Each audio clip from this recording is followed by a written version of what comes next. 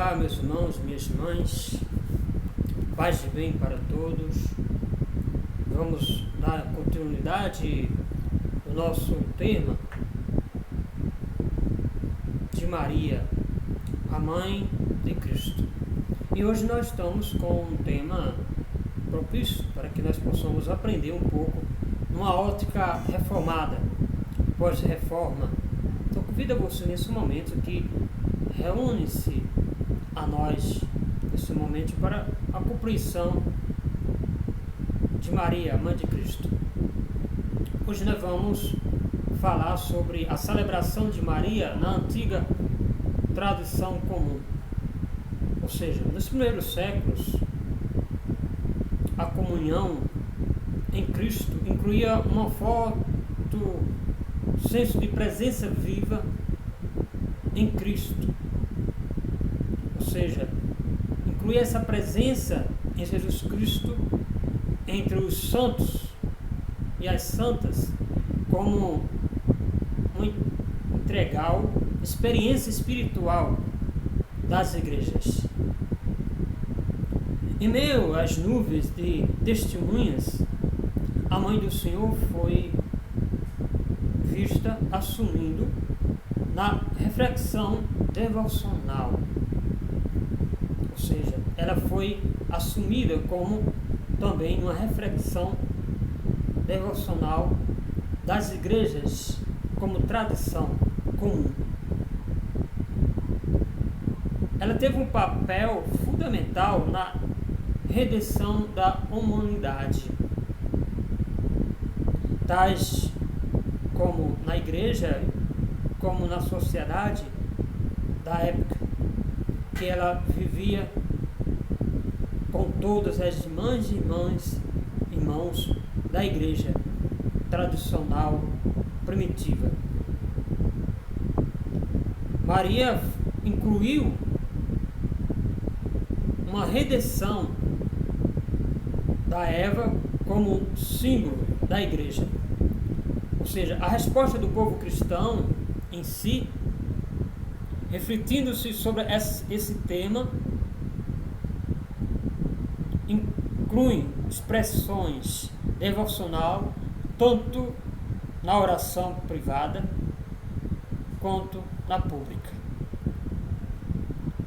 Todos aqueles que era incluído na igreja comum, seja ele qual for, por exemplo, exaltava, regozijava-se em extrair imagens femininas das Escrituras para contemplar o significado tanto da igreja quanto de Maria.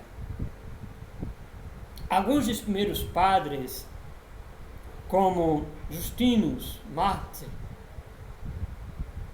no ano de 150 depois de Cristo, e Ireneu, no ano de 202 depois de Cristo, ao refletir sobre textos como Gênesis, capítulo 3, e Lucas, o Evangelho de Lucas, capítulo 1, do versículo 26 a 38, desenvolveram paulatinamente reflexões e teses sobre a Eva e o Adão. A Eva do Adão, ou seja, nova Eva, estava associada a Adão na causa da nossa queda. Então, Maria estava associada ao seu filho na vitória sobre o antigo inimigo. Isso nós vamos ver lá em Gênesis, capítulo 3, versículo 15, que tem ali no contexto do seu vídeo rodapé a desobediência da virgem, ou seja, da Eva, é sorteada, ou seja, é refletida sobre a morte. A obediência da Virgem Maria abre o caminho sobre a salvação e para a salvação. A nova Eva compartilha a vitória do novo Adão sobre o pecado e a morte. Os padres apresentam Maria, a Virgem Mãe, como modelo da santidade. O próprio padres das igrejas antigos apresenta Maria como modelo de santidade. E Maria está associada entre os demais irmãos da fé. Maria está compartilhada como o novo Adão e a nova Eva. Ela compartilha sobre toda a sua experiência. E os padres da igreja, os antigos padres da igreja, têm um modelo sua como modelo de santidade da consagração das virgens. Em suas reflexões, os padres da igreja têm como a virgindade, e foi ela entendida não apenas como teoria de abertura, mas como obediência e sinceridade, fidelidade a Cristo, que serve de modelo para o discipulado cristão. E a questões relativas à frutificação espiritual. Nesse entendimento prático, ou seja, nesse entendimento dos pais da igreja, a virgindade de Maria está internamente relacionada à sua santidade. Embora alguns antigos exegetas, ou seja, alguns antigos biblistas, fala dessas passagens que Maria não era totalmente livre de pecado. Santo Agostinho, no ano de 430 depois de Cristo, ele enfrentou e dizia que a resistência contemporânea ao falar da ausência de pecado nela. Devemos executar, devemos dizer que Maria é santa, de quem eu gostaria e você gostaria de falar dessa expressão, ou até mesmo saber dessas expressões. Ou seja, inteiramente foram questões referentes aos pecados, ao respeito do Senhor. Por ele sabemos que, ao meio abundância de graça, para superar qualquer pecado, ou seja, foi conferida a ela, a Maria. Ela que teve o mérito para superar, para sair de qualquer forma, ou seja, não tinha pecado. Outros padres do Oriente, do Ocidente, ou seja, eles diziam e falavam, apelidado por a saudação angelical, os padres falavam isso com Maria, citado no Evangelho de Lucas, capítulo 1, no versículo 28, a resposta de Maria é clara e simples, que diz que Maria é cheia de graça, desde a sua concepção. Desde a sua concepção, aqui quer dizer, desde o seu nascimento, desde criança, ela foi cheia de graça. Ao ponto de ver que Maria está e foi cheia de graça. Ou seja, a sua vocação e a participação da sua vocação unicamente como mãe do Senhor. No século V ou no século IV, eles já proclamaram como a criatura, ou seja, uma nova criatura. Essa nova criatura sem culpa, imaculada, santa, ou sem qualquer pecado. Ou seja, ela foi imaculada sem nenhum pecado original, sem nenhum pecado qualquer. Teodoro de Acira, nas suas homilias, sempre falava, no século VI, que o título de Pagit, que quer dizer a santa, pode ser encontrada no Oriente. Após alguns debates que todos os teólogos que debateram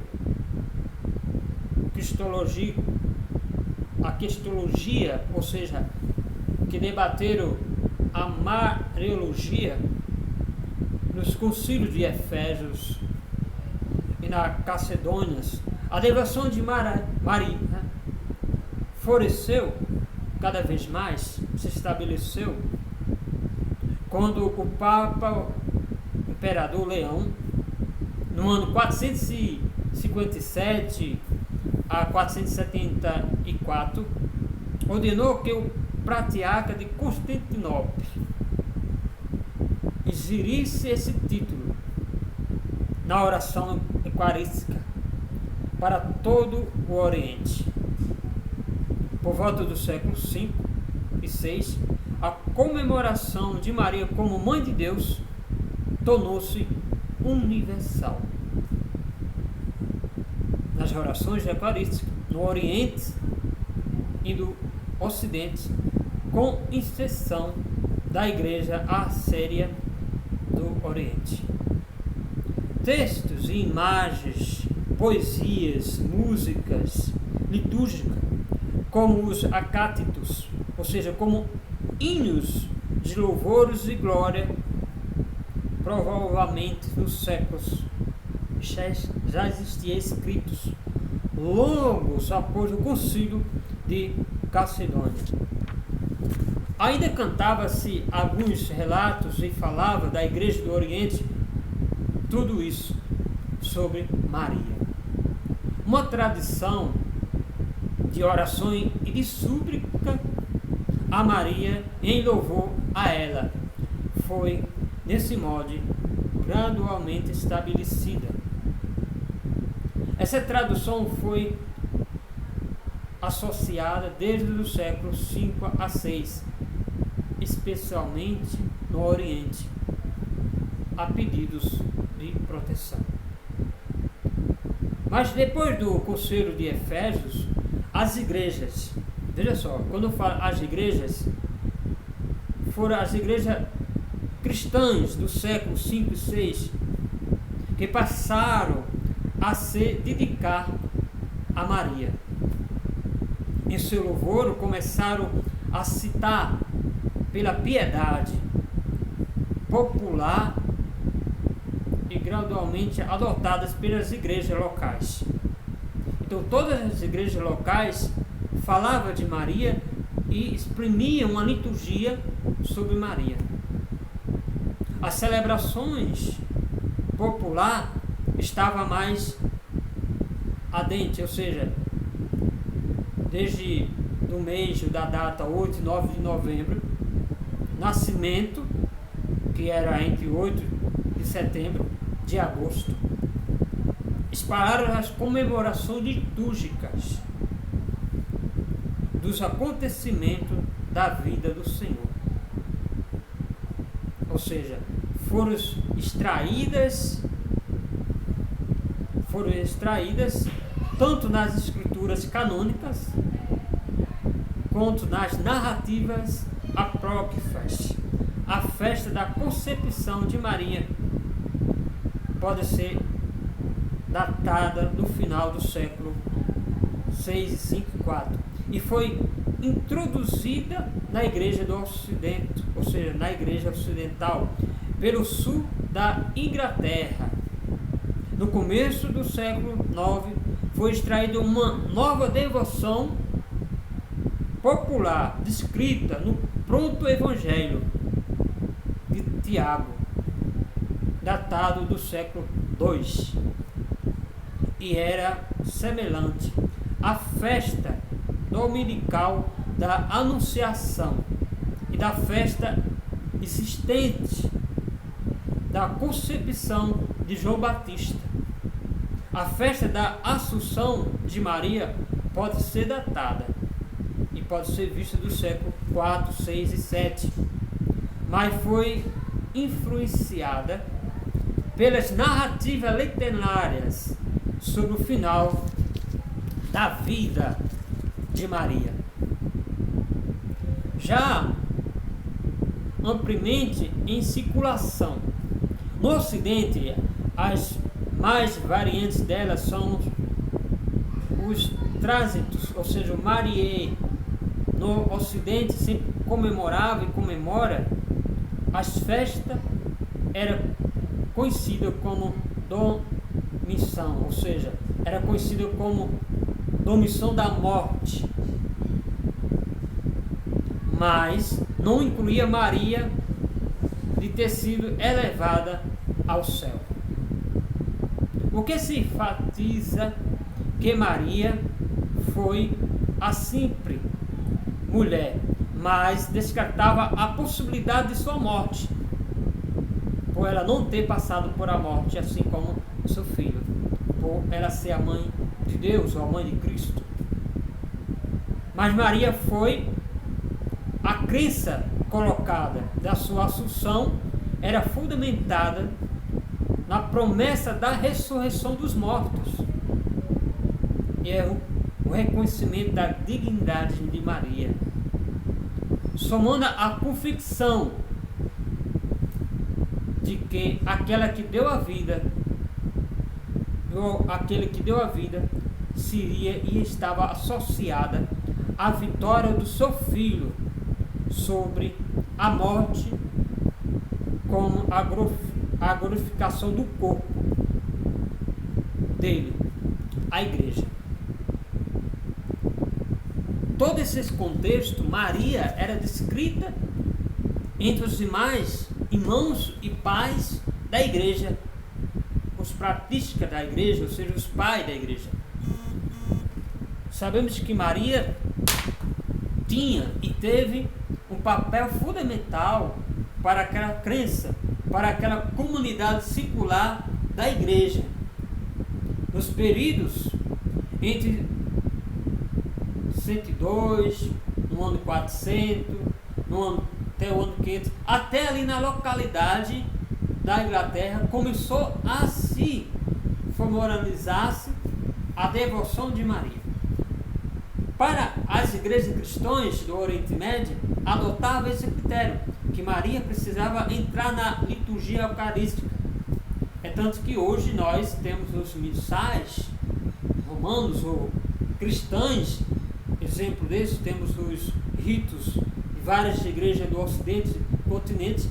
Quando nós vamos liturgicamente abrir esses ritos, nós se referimos a Virgem Maria. Na liturgia, ou seja, no rito eucarístico, está experimentado louvores a Maria, como ela sendo participante da Eucaristia.